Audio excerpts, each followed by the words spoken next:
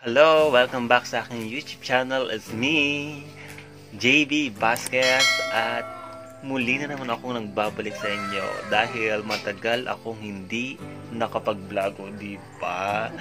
So, panibagong vlog na naman itong araw na ngayon at ako ay nagre-ready sa aking review dahil meron akong final online interview sa iFAMS. Yun. So, yun po. Dahil nga ako nga isa hindi masyadong pinapalad yan sa pag-apply ko sa Taiwan na yan. At marami nga hindi nag-ano sa akin, tumatawag sa akin.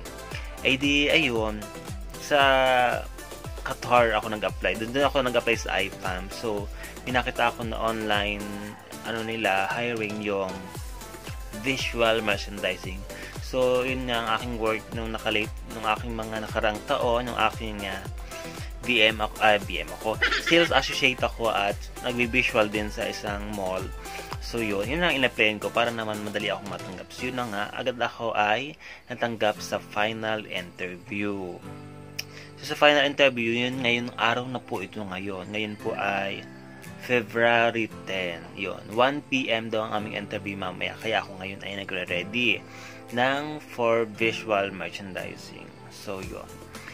So, makikita nyo na dito yung mga ginagawa kong mga, ito. Ayan, yung mga sinusulat-sulat ako dyan. Papakita ko sa inyo yung aking mga nire-review, So, ito yung aking mga nire-review. Tingnan ninyo. So, yung aking mga nire-review, nung isang araw pa ito, talagang naman ako nagsusulat-sulat. Ayan na. What skills are, basta sila sa sulat ko at aking kodigo lang kasi sa online ako mag-aaral. What skills are needed to be BM? I think understanding of the company brand and commercial awareness and respect of where the business wants to be from a profitability perspective, o diba?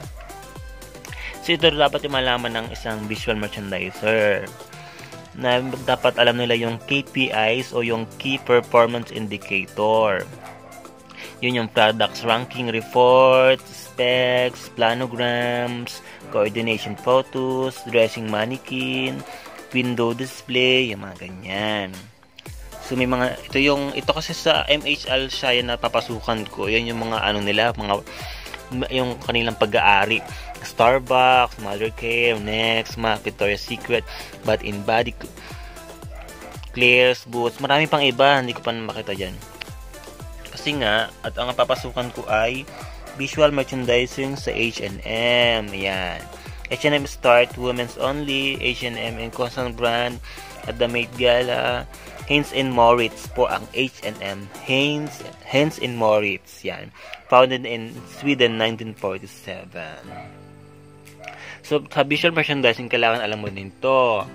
Yung vertical, horizontal display, focal points, balance symmetry, consistency, storytelling, colorization, respective details, yan.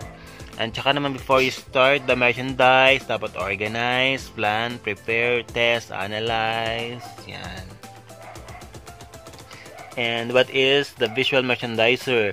To present our garments in attractive way and to follow up on sales activities to ensure our looks succeed. Responsible for windows and in-store display. Yan. So, meron pa ako dito mga iba pang sinulat pa. Ito yon. What attractive to our company? Pag tinanong kayo. I will be pushed creatively daily. My work is to customer loves our product. I feel confident. I will be supported in my work and given the freedom to produce visually inspiring display. And last, siyempre minsan daw may mga tinatanong na tell me about yourself. Tapos siyempre bago ko magsagot ng tell me about yourself, papakilala ka muna, ganyan-ganyan mga yung name, yung mga simpleng mo lang sa iyo. Saka sasabihin mo na, I am extremely passionate about design and I have a flair for color, branding, and style. The work I do as a BM can have a significant impact on the commercial success of the business. I take my work seriously. So, yun na nga yung aking mga nire-review ngayong araw na ito. Diba ga? Ay, hagot ang dami. Meron pa dito, sa aking sinulat na notebook. Ayun, kasi kahapon kami nag-orientation, February 9, nag-orientation kami kahapon. So, ang aming pinagmitigan ay, dapat daw ay merong akong strong internet connection. Ay ako nga ay nakiki-internet lang doon sa aming family friend dyan, doon ako nakiki-internet. Tapos pag interviewin ka, kailangan ay ikaw ay naka-headphone. Ayan, dapat naka-headphone ka para marinig mo ng maayos yung tanong mo ng employer sa'yo. Tapos ay yun, dapat ay ikaw ay marinig niya din ng maayos. Tapos dapat daw yung background ay plain. Plain yung background, puti or green. Halimbawa, huwag naman yung halimbawa ay ang background may puti, ang damit may puti, di nalutang ka lang. Tapos yun nga, dapat ay naka-formal suit. So, diba? Mamaya ako maliligo na at nagre-ready na nga ako. At ako nga ay kinakabahan. Oh my God. First time kong ma-interview sa online interview. First time. So yun na nga, naka-formal suit. Dapat nga ay mamaya, mayroon akong formal suit mamaya. Mapakita ko sa inyo aking mga susuotin. Tapos, syempre, pag naka-formal suit, wag naman daw yung parang work from home na naka-korbata ka pa nga. Tapos pagdating daw sa babae ko, naka-short la. Dapat syempre, naka-pantalon ka din parang maayos para naman maganda yung suot mo. Yun. Tapos yung ibang dito, hindi ko na sabihin sa inyo, sige about tayo sa mga salary, ganyan. Yun nga, pag daw nakapasa 2 to 3 days, malalaman na kung ikaw ay bypassa or ano. So, ito po yung aking company ay yung MH Al Shaya Group. Ito po ay sa Qatar. Ang mahawakan ko daw po ay H&M kung makakapasok tayo. So, H&M, yun yung, di ba, fashion.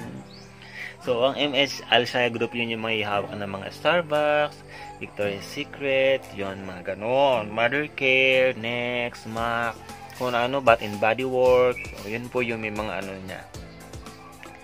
So, ayun, marami akong mga pa dito. Mga reviewer. Siyempre, nag-aaralan din ako minsan ng mga Arabic, yung mga marhaban. Marhaban is hello in hi, yung mga ganyan. Wahidon. One lang yun. Wahidon. Di pa ako sa mga nag-aaral. Yun. Ako nagre-review nga ngayon kasi kailangan ay mamaya ay makasagot naman ako. Kahit tayo ay hirapan sa pag-i-English, kailangan ay tayo makasagot. Kasi tayo mag-work na nga dun sa ibang bansa. Yan. So mga hello guys. Shoutout pala sa aking magandang salamin. Ito pong salamin na ito po ay Iron Spec. Yan, Iron Spec po ito. Yan. Ang Iron Spec po, isa po ay wala po siyang grado, guys. O, diba? So, nagtataka ka, salamin, tapos walang grado. Anong nangyari? So, ito po ay medical eyewear. Medical eyewear po siya. Yung pong pinakang frame niya, meron po siya mga negative ion na yun po yung nagpapagaling sa mata mo. Especially po ito sa mga glaucoma, mga katarata, mga ganyan, kung ano-ano mga sakit. Kasi siya po ay unti-unti niyang i-correct yung mata mo, unti-unti niyang papagalingin. Yun. So, ngayon, sanay na ako na hindi na susuot ng salamin na may grado. Kasi, pag may nagsuot ka ng salamin na may grado, ikaw ay lagi ka na magpapalit ng salamin. Pakapal ay pakapal. Itong sa Iron Spec, maganda. Kasi, ito ay hindi pa kapal, panipis ay panipis. May pababa yung grado, pawala yung sakit ng mata mo. O, diba? Kaya kung gusto mong bumili ay i-PM mo na ako at ituturo ko sa inyo kung paano. So, back to sa ating pag-a-apply. So, yun mamaya, good luck ako ngayon muna ngayon ay mag-review at mamaya ay ready ko na sarili ko sa aking first time interview. So, yan muna kayo and see you later! A few inches later. So, welcome back! Ito na tayo sa ating interview time. So, ayan, mapakita ko sa inyo yung aking mga gawang ang ano ngayon, mga eksena ngayon. So ito yung wall, dapat nga ito plain lang. Pero okay na siguro ito. Wala kasing iba. Tapos, ito yung aking setup ng ayan. Nakita niyo yung mga kode ko, meron ako sa likod. Siyempre may mga pailaw na ganyan. May electric na maliit para hindi masyadong mainit. Tapos kanina hindi ako magkaayos-ayos at may mga batang maingay dito. Shout out sa Ibra, maingay ka kanina. Ayun. Tapos medyo nagre-review ako kasi ngayon ay 11:45 na. Dapat mga 12:30 ready ka na. Online ka na noon. So, ayun nga, di ba nakaligo na tayo at tayo o di ba? Hindi ko alam kung okay ba itong ganitong buhok. Okay naman siguro yung aking buhok kasi yung aking damit, ayan. Kasi yung aking fans andun. Nakabalandrad siya. Mamaya ako yung susuot mga 12:30. So, ready na tayo. So, mamaya nga ay natatadas ako ngayon. Siguro okay lang naman siguro. Ganun talaga ang buhay. Kasi first time ko din ma-interview ng nakapasumsum, mga ganyan. Siguro iisipin na lang din natin na parang nakikipagkwentuhan lang tayo. Siyempre, in the way in English, speaking in English. Tapos, ayun. Medyo nagre-review ako sa company niya. Bahala na, siguro ibibigay naman sa atin ito. Talagang, kahit ako mag-review, piling ko nalilimutan ko. Oh my God. Meron ko nalilimutan ko yung aking mga sasabihin. Siguro nga ako natetense, na-excite na natetense.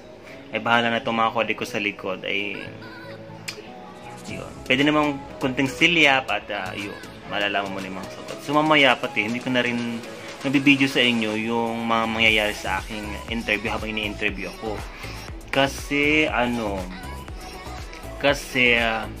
wala akong another phone. Hindi ko kaya mag-video ng wala akong another phone na pang video kasi ito ang gagamitin kong cellphone kung pang vlog.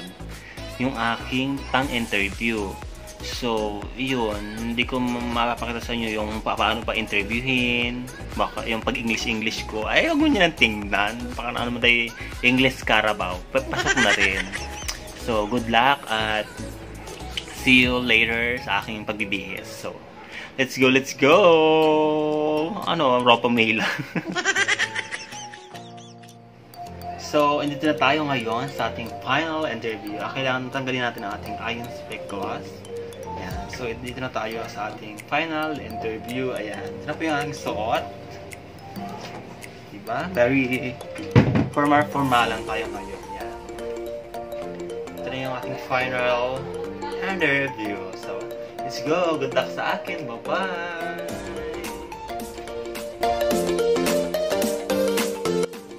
So, hi! And welcome back sa aking channel.